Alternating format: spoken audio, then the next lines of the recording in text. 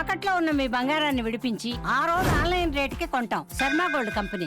నమస్తే, welcome to Suman TV. నేను పద్మిని. ప్రస్తుతంతో పాటు ప్రముఖ ఆధ్యాత్మికవేత్త, వాస్తు జ్యోతిష పండితులు కేఎస్ఆర్ గారు మనతో పాటు ఉన్నారు. మాట్లాడదాం సార్. నమస్తే సార్. నమస్తే అండి. సార్, ఏనుగు అనే ప్రాణి ఏదైతే ఉందో చాలా డివైన్గా అనిపిస్తుంది సార్. బోల్డ్ అంత డివినిటీ ఉంది. ఎందుకంటే ఆయన ముఖాన్నే ధారణ చేశారు కాబట్టి విఘ్నేశ్వరుడు, దాంట్లో ఆ డివినిటీ ఉంటుంది. దాన్ని చూస్తుంటే ఒక ప్రశాంతత, ఆహ్లాదం అనేది ఖచ్చితంగా వస్తుంది. అయితే లక్ష్మీదేవికి కూడా అత్యంత ప్రియమైనటువంటి ప్రాణిగా కూడా చూడొచ్చేమో. అంటే లక్ష్మీదేవిలో ఒక అవతారమే గజలక్ష్మి. గజలక్ష్మి డెఫినెట్లీ. సో అందుకని ఖచ్చితంగా లక్ష్మీదేవి లేదంటే ఏముండదు. అష్టలక్ష్ములు అన్ని కవర్ చేసి అదే కదా, అదే గజలక్ష్మి. ఒకటేమో గజలక్ష్మి కదా. అయితే ఈ ఏనుగులకు సంబంధించి ఇట్లా కుంభంతో అమ్మవారికి అభిషేకం చేస్తున్నట్టుగా బొమ్మలు ఉండటం కానీ, లేకపోతే ఇంట్లో ప్రత్యేకంగా ఏనుగులు డెకార్ కింద పెట్టుకోవటం కానీ, కొన్ని పోస్టర్స్ వేయటం కానీ, కొంతమంది ఇంటి గుమ్మానికి అంటే మెయిన్ సింహద్వారానికి కూడా ఈ గజాలను పెట్టడం కానీ చూస్తూ ఉంటాం.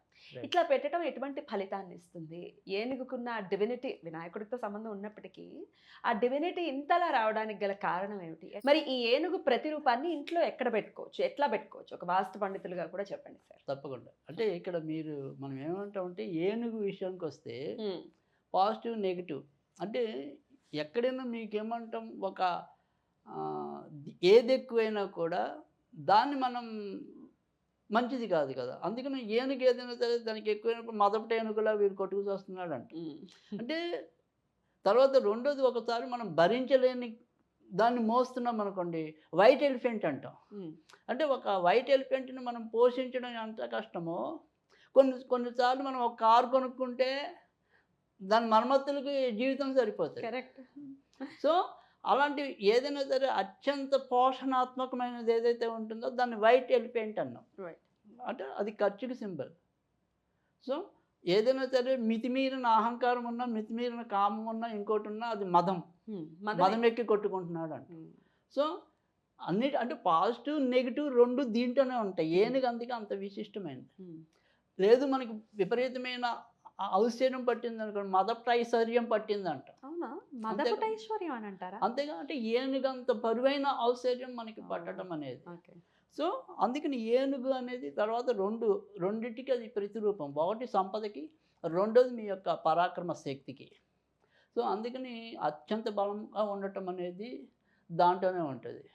కానీ అంటే మనం విశ్లేషణ అనేది కానీ, పరిశోధన అనేది కానీ నేను అందుకే ఇప్పుడు చెప్తూ ఉంటాను.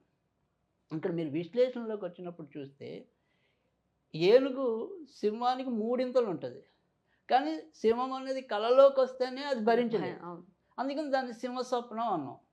అంటే ఎవరు అయినా సరే, ఎంత బలవంతుడైనా సరే ఒక్కోసారి కొన్నిటికి బలహీనం అవుతాడు అని చెప్పడం కోసం. అంటే మీ దగ్గర అత్యంత సంపద ఉంది, మీరు ఏ స్త్రీలోలుడుగానో ఉన్నారు, లేదు ఒక మద్యపాన లోలుడుగా ఉన్నారు, అంతా పోతుందిగా. అందుకని అలాంటివి ఎన్నో మనకి దృష్టాంతాలు ఉన్నాయి. ఏనుగులు వెళ్తుంటే కుక్కలు మురిగాయి అంటారు. కానీ నాకు ఏమనిపిస్తుందంటే ఏనుగు అనేవాడు వినాయకుడు అయితే కనుక ఈ మురిగే కుక్కలు ఏవైతే ఉంటాయి, కాలభైరవుడు, నాయన జాగ్రత్తగా వెళ్ళు అని చెప్పి కాలభైరవుడు హెచ్చరిస్తూ ఉంటాడు. మనకేంటంటే ఇలా అర్థమవుతుంది, ఆలోచిస్తే ఇలా అర్థమవుతుంది. పాజిటివ్గా కూడా ఆలోచించవచ్చు అని చెప్తున్నారు. రైట్. ఏదైనా సరే మన జీవితం ఎప్పుడు కూడా పాజిటివ్గా ఎలా తీసుకెళ్ళాలనే దాని మీద ఉంటుంది. కాకపోతే ఇక్కడ మనకి ఏంటంటే ఏనుగు బొమ్మలు అనేది పెట్టుకోవచ్చు, ఎవరైనా పెట్టుకోవచ్చు. కాకపోతే మనకి ఏదైనా సరే ఎక్కడికి వచ్చినా కానీ ఒకటే చెప్తాం, అదే జాతకంలో అయితే ఇంకొద్దిగా ఎక్కువగా చెప్పొచ్చు అని. బట్ అసలు ఎవరైనా పెట్టుకోవచ్చా లేదా అనేది. అయితే ఇక్కడ పెట్టుకునే వాటిలో కూడా మళ్ళీ ఏనుగులు మనకి రకరకాలు ఉంటాయి. అంటే కొన్ని చెక్కతో తయారైన ఉంటాయి, కొన్ని పింగాణితో తయారైన ఉంటాయి, సో కొన్ని వెండి ఉంటాయి, కొన్ని బంగారం ఉంటాయి, ఇలా ఉంటాయి. అదే జాతకం తెలిస్తే మీరు ఏ లోహంతో పెట్టుకోవచ్చు అనేది జాతకానికి కూడా రిలేట్ అయి ఉంటుందా లోహానికి? అంతేగా, ఖచ్చితంగా. ఇప్పుడు ఏదైతే మనం బుధుడు ఉంటాడు, ఆయనకి ఇత్తడి అయితే బెటర్. ఇత్తడి ఏనుగులు కూడా దొరుకుతుంటాయి. అయితే ఒక్కొక్కటి చెప్పండి సార్. బంగారం అందరికీ అంత అదే అయ్యే పని కాదు. సో బంగారం తర్వాత వెండి దగ్గర నుంచి మనం మొదలు పెడితే, ఇంట్లో అమ్మవారి దగ్గర లక్ష్మీదేవి ఉంటే పక్కన 2 వెండి ఏనుగులను పెట్టుకుంటూ ఉంటారు. ఎవరికి బాగా పనికి వస్తుంది ఇది వెండిలో పెట్టుకోవాలనుకుంటే కనుక ఖచ్చితంగా కర్కాటక రాశికి బాగా పనిచేయటం అనేది ఉంటుంది. లగ్నమైనా కూడా లగ్నమైన రాశి లగ్నం ఎప్పుడు ఇంకా సర్వోత్తమం. సో బట్ రాశి కూడా చాలా మంచిది.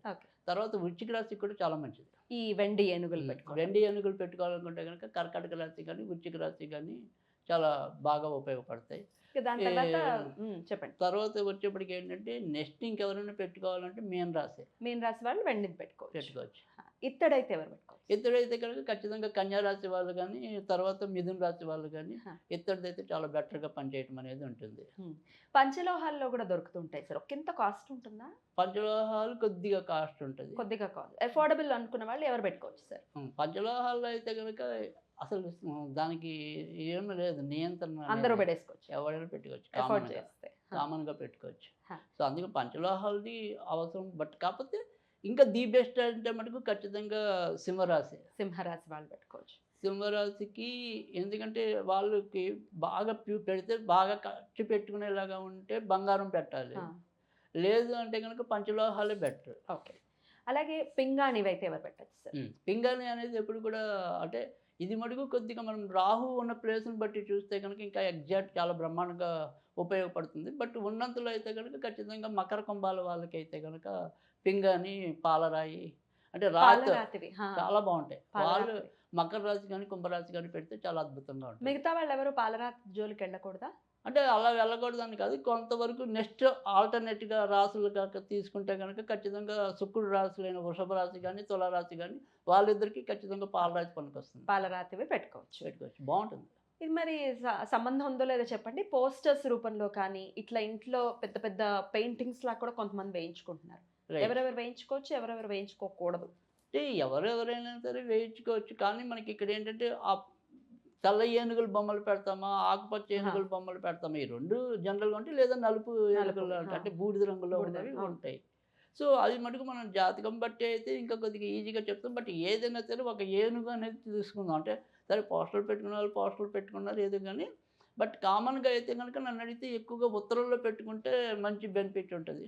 సో అందుకని వాళ్ళ ఇంట్లో ఎక్కడైనా సరే ఏ గోడ అనేది కాకుండా ఉత్తరానికి ఎలాగ మనం అటు ఉత్తరం బరువులు ఎట్టం కదా, ఆ వాళ్ళు అలా వేసేస్తే పోస్టర్ లాగా వేసేసుకోవచ్చు, కవర్ అయిపోతుంది, బాగుంటుంది కూడా. సో అందుకని అలా ఏమీ తెలియకపోతే మాత్రం నార్త్లో పెట్టుకోండి. నార్త్లో అది ఇప్పుడు మనం ఈవెన్ ఈ బొమ్మలు చెప్పిన కూడా అంటే లక్ష్మీదేవి దగ్గర ఇవాళ మనం అందరం చూస్తుంటాం అటొక ఏనుగు బొమ్మ. అయితే అక్కడ ఎప్పుడు కూడా లక్ష్మీదేవి దగ్గర పెట్టేప్పుడు మటుకు అదొకటే మనకి శాస్త్రాల్లో చాలా చోట్ల చెప్పింది ఏంటంటే ఖచ్చితంగా ఏనుగు తొండం ఎత్తే ఉండాలి, కుంభాభిషేకం చేస్తున్నట్టు ఉండాలి. అంతే తప్ప అంతకు మించి వేరే రెస్ట్రిక్షన్స్ ఏం లేదు. చెక్కవైతే ఎవరు పెట్టుకోవచ్చు? చెక్క అయితే బుధుడికి చాలా అద్భుతంగా పనిచేయడం అనేది ఉంటుంది.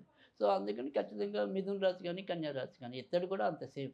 మరి మేష రాశి వాళ్ళే దేన్ని పెట్టుకోవచ్చు? సో మేష రాశి వాళ్ళు కనుక పెట్టుకోగలిగితే మరి ఏమంటాం కాపర్లో దొరికితే రాగిలో దొరికితే పెట్టుకోవాలి, లేదంటే వీళ్ళకి కూడా ఇంకా నెక్స్ట్ అయితే పంచలోహాలు కొద్దిగా బెటర్. ధనుసు రాశి వారు సార్?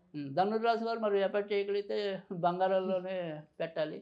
సో ఒకవేళ బంగారంలో పెట్టలేకపోతే పంచలోహాలే బెటర్. పంచలోహాలు పెట్టచ్చు, అద్భుతం. సో రాశుల వైజ్ ఇలా చెప్తూ ఉన్నారు. ఖచ్చితంగా ఇలా పెట్టుకుంటే లక్ష్మి అనుగ్రహాన్ని పొందే పరిస్థితి ఉంటుందా? లక్ష్మీ అనుగ్రహం అనేది ఖచ్చితంగా పెరుగుతుంది. అది సరే మనం ఏమంటాం లక్ష్మీదేవి కంటే నేననేది ఏంటంటే మన అనుభవంలో ఖచ్చితంగా పాజిటివ్ థింకింగ్ చాలా బాగా పెరగటం అనేది. సో వీళ్ళ యాటిట్యూడ్లో ఖచ్చితంగా మార్పు రావటం అనేది అంటే పాజిటివ్ యాటిట్యూడ్ అది ఖచ్చితంగా వస్తాయి. సో ఆ రకంగా జరిగినా కూడా మేలు జరిగినట్టే నా లెక్కలో. సో ఖచ్చితంగా బాగుంటుంది, పెట్టుకుని చూస్తే వాళ్ళకే తెలుస్తుంది. అద్భుతం సార్, చాలా బ్యూటిఫుల్గా ఎక్స్ప్లెయిన్ చేశారు. ఖచ్చితంగా ఇది ఉపయోగపడుతుంది అంటే క్లారిటీతో మనం ఏదైనా పని చేస్తుంటే అది క్లారిటీతో కనుక ఉంటే ఇంకాస్త ఎక్కువ దాని ఇంపాక్ట్ ఉంటుంది. అంతేగా తెలిసి తెలియకుండా పెట్టుకోవడం లేదు, తెలిసినప్పుడు దాని మీద అభిమానం పెరుగుతుంది. డెఫినెట్లీ. థ్యాంక్ యూ సార్, నమస్తే.